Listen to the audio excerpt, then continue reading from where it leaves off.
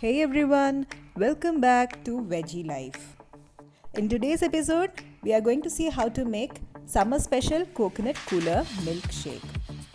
To begin this recipe with, I have taken one big tender coconut, poked a hole through it, and drained out all its beautiful coconut water out into a jar.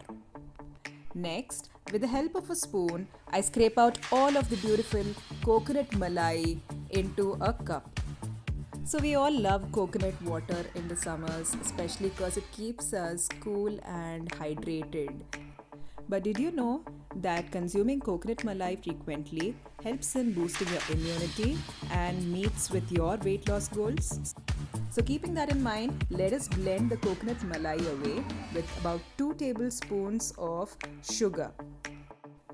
Now let us add the coconut water that we had extracted earlier into the blender along with some ice cubes. Now let us blend this whole thing away until it becomes smooth, thick and frothy.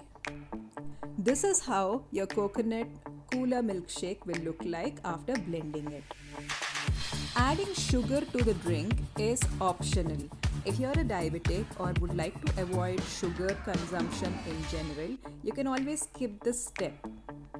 If you are looking for a healthier alternative and have no problem with sugar consumption, you can always replace honey with sugar. Here, I have taken Sabja seeds and pre-soaked them for about 5 minutes. After soaking, this is how the sabja seeds will look like. You can add about a teaspoonful each into your drink. Sabja seeds here gives you a boba tea-like effect in your drink.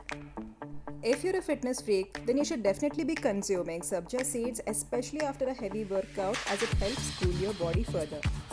Finish off with some mint sprig on the top for garnish.